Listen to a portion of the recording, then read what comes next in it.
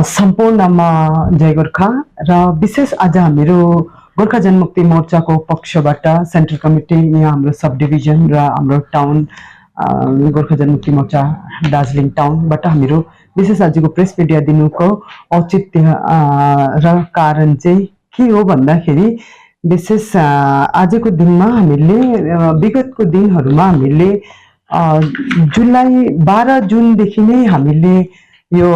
जल जीवन मिशनको भएको करप्सनहरुको दार्जिलिङमा भएको ठुलठुलो करप्सनको प्रमुख एउटा त्यो सिलिगुडी जल जीवन मिशन डिपार्टमेन्टमा हामीले उनीहरु बुझाएको थियौं आरटीआई बुझाएको थियौं 12 जुनको दिन र त्यसकै फलाफलमा हामीले जुन प्रकारको अफिसमा बसेर 6 घण्टा बसेर जुन चाहिँ हामीले हाम्रो पार्टीले हाम्रो नारी मोर्चाहरूले हामीसित बसेर 6 घण्टा त्यो अफिसमा बसेर हामीले रिपोर्टहरु डिटेल्सहरु डल्लै कलेक्ट गरेको थियौं र त्यो कलेक्ट गरेको अनुसार चाहिँ र हामीले यसलाई सीएम लाई पनि हामीले वेस्ट बेंगल सीएम शुभेन्दु अधिकारी ज्यूलाई पनि हामीले रिक्वेस्ट गरेको थियौं कि यो चाहिँ एकदमै पानीको यत्रो ठुलो अमाउन्ट जुन चाहिँ हाम्रो दार्जिलिङको लागि एउटा मूल एउटा एकदमै जरुरी यो जल विषय सम्बन्धी किन यहाँ हाम्रो स्प्रिङ वाटरमा नै हामी निर्भर हुनुपर्छ त्यसले गर्दाखेरि यहाँ कुनै कुवा खन्दा पानी आउँदैन र यस्तो प्रकारको फन्ड बारबार आउँदैन र यो एकदमै गम्भीर विषय हो यहाँ टुरिज्म पुरै अब पानीको एकदमै क्राइसिस हुन्छ टुरिस्ट टाइममा है त्यसले गर्दाखेरि त्यो सब विषयलाई लिएर हामीले एकदमै छलफल गर्दाखेरि र हामीले अफिसबाट डिटेल्सहरु निकाल्दाखेरि जुन प्रकारको हामीले डिटेल्सहरु पायौं त्यो प्रकारको चाहिँ अब टोटल दार्जिलिङ कालिम्पोङ खरसाङमा मिलाएर हाम्रो 279 वटा यिनीहरूले स्किमको टेन्डर हालेको रहेछ तर 279 स्किममा चाहिँ टोटली यस्तै 12-15 जना कन्ट्र्याक्टरहरु मिलेर चाहिँ एउटै कन्ट्र्याक्टरले कोही कन्ट्र्याक्टरले 8 वटा जस्तो निमा शेर्पा हुनुहुन्छ उहाँले 8 वटा विनायक कन्स्ट्रक्सनले 12 वटा हरिप्रसादहरुले 10 वटा यामा कन्स्ट्रक्सनले 8 वटा है यस्तै प्रकारले शक्ति कन्स्ट्रक्सनले 14 वटा गार्गो ट्रेडर्सले 17 वटा यस्तो खालको एकदमै ह्युज नम्बर अफ टेन्डरहरु आफैहरुले हालेर जुन प्रकारको यस्तै अशोक मार्दाहरुले एकदमै डरलाग्दो हिनामिना र फिल्डमा काम एकदमै राम्रो भएको छैन हाम्रो जनताले पाउनुपर्ने सहुलियत पानीहरु कसैले पाएको छैन त्यो प्लास्टिकको ब्लू पाइप झुन्डाएर त्यो पनि लथालिने छ त्यस्तो प्रकारको चारैपट्टिको अवस्था माथि सिन्चेल लेकदेखिको लिएर तलसम्म है खरसाङदेखिको लिएर कालिम्पोङसम्म तैपनि कालिम्पोङमा त तैपनि अलिकति एउटा के छ कि एउटा अमाउन्ट जति स्याङ्क्सन भएको छ 700 समथिङ 719 करोड समथिङ त्यो तैपनि डल्लै युटिलाइज भएको छैन त्यहाँको एक्जिक्युटिभले मिलाएर गर्दैछ काम सँगसँगै एउटा ब्यालेन्स मिलाएर गर्दैछ हुनु त भएको छ तर त्यस्तो युजमा तर जति र्यान्डम प्रकारको एकदम इरेस्पोन्सिबल प्रकारको जुन चाहिँ दार्जिलिङ खरसाङमा भएको छ यो विषयलाई लिएर हाम्रो पार्टी एकदमै गम्भीर थियौं र यस्तै प्रकारको हामीले आरटीआई रिपोर्ट पाएपछि चाहिँ हामीले देखेर चाहिँ जुन प्रकारको हाम्रो पार्टी गोर्खा जनमुक्ति मोर्चा नै हामीले आफ्नो पोलिटिकल भिजिट पनि स्टार्ट गरेको थियौं र त्यस्तो भिजिट मार्फत कतिवटा हाम्रो कार्यकर्ताहरूलाई कहाँबाट एकदमै फोनहरु पनि आउन थालेको थियो कि यो सब चीजमा नपर्नु भनेर धम्कीहरुको फोनहरु पनि हाम्रो कार्यकर्ताहरूलाई कम्प्लेन गर्दाखेरि लिखितमा कम्प्लेनहरु बुझाउँदाखेरि त्यस्तो आउन थालेको थियो र यो एकदमै डरलाग्दो विषय हुँदै जाँदैछ दार्जिलिङमा भित्रभित्रै है त्यसले गर्दाखेरि चाहिँ आज हामी प्रेस मिडियाको माध्यमबाट चाहिँ गभर्नमेन्ट अफ वेस्ट बेंगललाई शुभेन्दु अधिकारी ज्यूलाई धन्यवाद दिन चाहन्छु किन उहाँले चाहिँ 7 तारिखको दिन अगस्त 7 तारिखको दिन यही अस्ति 6 दिन अगाडि नै एउटा गभर्नमेन्ट अफ वेस्ट बेंगलले नोटिफिकेसन निकालेको छ र यो नोटिफिकेसनमा चाहिँ स्पेशली 4 जना कन्ट्र्याक्टर जुन चाहिँ एसएनपी इन्टरप्राइजेस र श्रीनिवास अग्रवाल र शक्ति कन्स्ट्रक्सन र Mrs S Das and enterprises भन्ने कन्स्ट्रक्सन यो चारटालाई चाहिँ एकदमै उहाँले रडारमा राखेर चाहिँ यसको चाहिँ एकदमै स्पेशली इन्क्वायरी स्टेटबाट इन्क्वायरी र यसको कमिटीमा चाहिँ चेयरम्यान हुनुहुन्छ हाम्रो Shri Sumitra Chakraborty superintendent engineer planning circle 2 PHE भनेर उहाँ चेयरम्यान हुनुहुन्छ यो कमिटीको र 3 जना हुनुहुन्छ अमिताभ दत्ता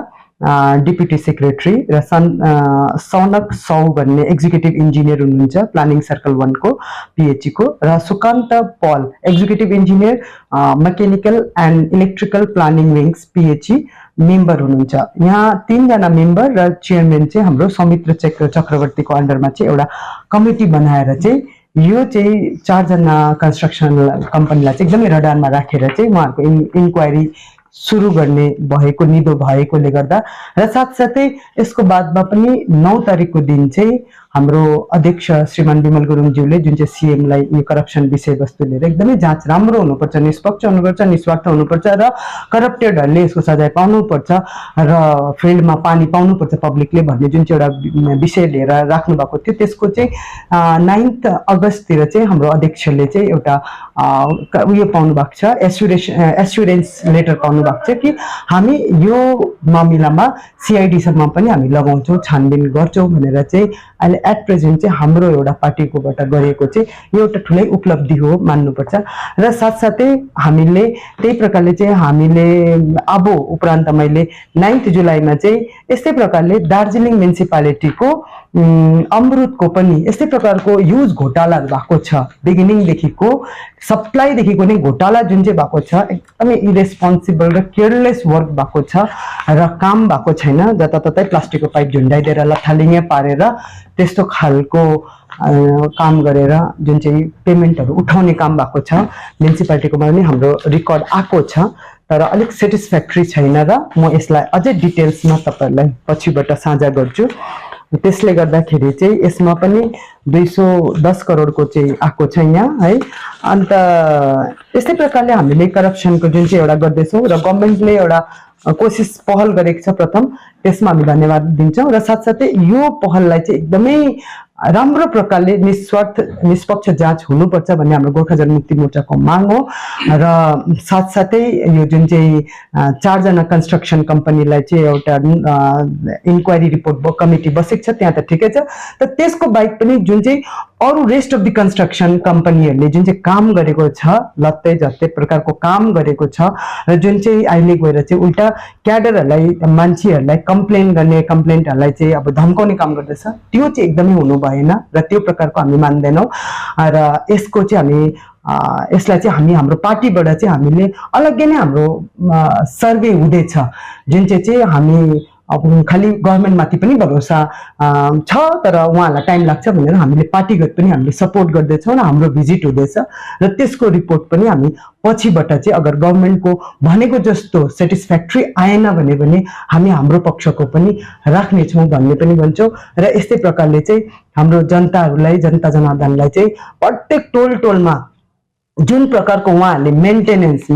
मेन्टेनेन्सको स्टेज मतलब काम चाहिँ एकदम कम्प्लिट भयो 100% कम्प्लिट भयो भन्ने मेन्टेनेन्सको स्टेजहरूमा जुन चाहिँ बिलहरू निकालेको छ, यस्तो थुप्रै छ। एउटा साधारण दार्जिलिङको मात्रै हेऱ्यो भने 1314 वटा घरले त पानी पाइसकेको छ लाइन भएर, म्युनिसिपालिटीको लाइन भएर भन्ने खालको यस्तो मेन्टेनेन्स त 3टा फेजको मेन्टेनेन्स रिपोर्टहरू निकालिसकेको छ। यसमा पनि जुन प्रकारको पानीहरू पाएको छैन, यसमा पब्लिकहरू एकदमै नडराइदिने र हाम्रो गोर्खा जनमुक्ति मोर्चाको हाम्रो सर्वेलाई पनि तपाईँहरूले एकदमै कोअपरेट गरिदिने हामी आह्वान गर्छौँ। तपाईँहरूलाई एकदमै नडराउने र एकदमै उयो भएर नै निडर भएर नै निस्केर चाहिँ यसको आवाजलाई चाहिँ हाम्रो पार्टीको हाम्रो जुन चाहिँ कमिटी छ सर्वे कमिटी उहाँहरूलाई तपाईँहरूले सहयोग गरिदिने म अपिल गर्दैछु। हुन्छ, यति भन्दै किन लिनु त तपाईहरुले यो सब यस्तो घोटाला भएको भन्नुहुन्छ तपाईले? हजुर, अहिले भर्खर एक्जाम्पल दिनु भने नगरपालिका क्षेत्रमै कतिवटा पानी पाइसक्यो भन्ने सायद तपाईहरुको प्रुफ होला, थाहा छैन भन्ने हैन। नगरपालिकामा भनेको हैन, नगरपालिकामा चाहिँ 100% कम्प्लिसन छैन। जल जीवन मिसनको अहिले मैले जुन चाहिँ कुरा गर्दैछु यसको चाहिँ कम्प्लिसन रिपोर्ट चाहिँ मेन्टेनेन्स फेज 1 फेज 2 फेज 3 सम्ममा चाहिँ मेन्टेनेन्समा गइसकेको छ, मिन्स 100% उहाँहरूले काम आफ्नो गरेको छ भन्ने। तर जनताको त्यहाँ हामीले जब फिल्डमा चाहिँ काम भएको छैन, त्यस्तो प्रकारको मेन्टेनेन्सको स्टेजमा पुग्ने चाहिँ कामै भएको छैन कहीँ पनि है। त्यस्तो प्रकारको पानी चाहिँ त्यस्तो डरलाग्दो पुगेको छैन र यसको चाहिँ हामी पार्टीगत इन्स्पेक्सन गर्दैछौँ, इन्क्वायरी गर्दैछौँ र त्यसमा कतिवटा ठाउँमा डराउने धम्काउने काम पनि हुँदैछ र यसमा चाहिँ म जनतालाई आह्वान गर्छु कि एकदमै उहाँहरू निडर भएर चाहिँ यो आवाजलाई चाहिँ एकदमै हातेमालो गरिदिने चाहिँ म रिक्वेस्ट गर्छु र कसैले नडराएर जे पनि जहाँ पनि जुनै कन्ट्र्याक्टरले काम गरेको छैन त्यो चाहिँ हामीलाई सोझै सम्पर्क गर्नु भन्ने हामी चाहिँ रिक्वेस्ट गर्छौँ यो प्रेस रिलिजको माध्यमबाट। होइन अब यस्तो हो नि त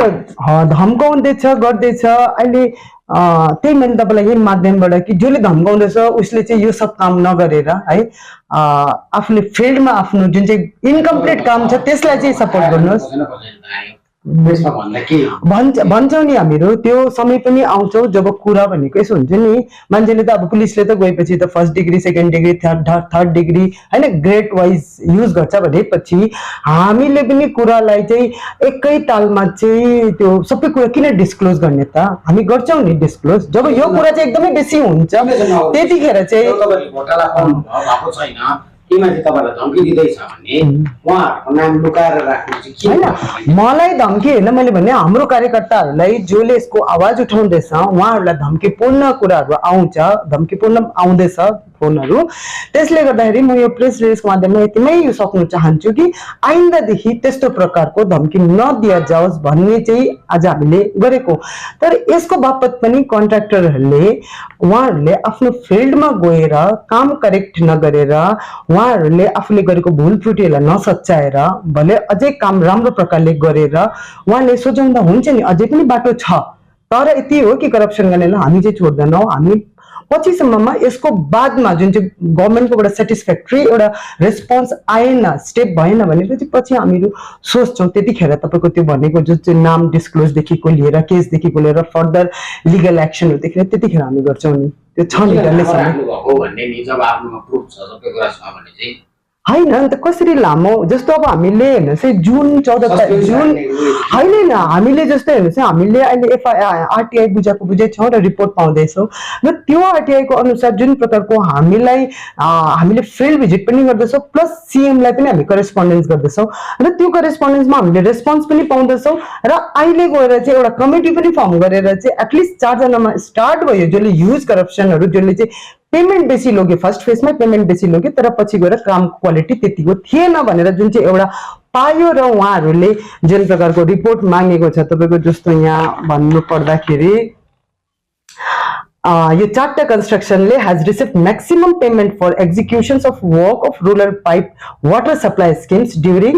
फर्स्ट फेज अफ जिजे जल जीवन मिशन भनेर भनेकै छ उहाँहरूले यस्तै प्रकारले अबको काम कुरोमा उहाँहरूले दिनुपर्ने उहाँहरूले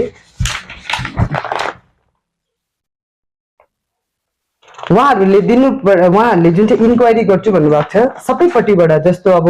फिल्ड भिजिट गर्छु भन्नुभएको छ बिलहरू चेक गर्छु भन्नुभएको छ होइन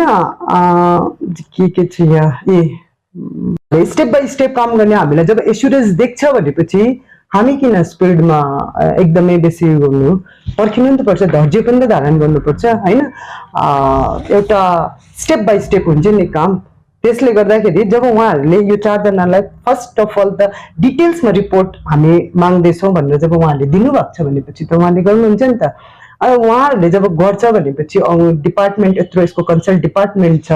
ल एन्ड अर्डर छ सबै छ नि त उहाँहरूले गर्नुहुन्छ नि त गरेन भने त हामी छँदैछौँ जसको चाहिँ हामीले रिपोर्टहरू हामी फिल्ड भिजिट गर्दै नै छौँ नि त तपाईँलाई भन्यौँ त I am Dr. Sunita Calvin, Principal, Athena Institute of Nursing. As a group, Athena Group of Institutions runs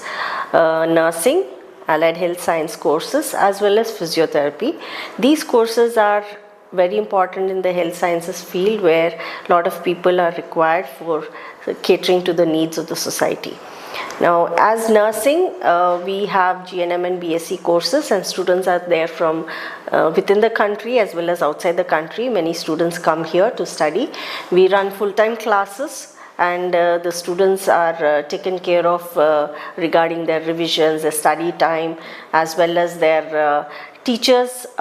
who are there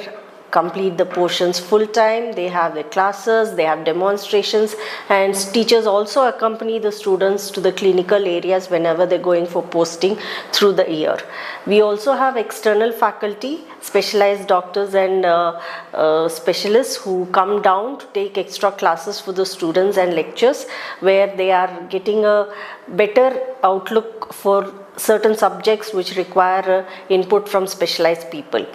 In addition to that, we have a parent hospital as well as we have subsidiary affiliated hospitals where the students go for clinical postings. The students also go for postings in the community area, both the rural and the urban areas, where they gain rich experience and hands-on experience talking to people and doing things on a hands-on basis. And I can also say that students who are passing out from this institution have been placed in good hospitals around the country, and many of them have even tried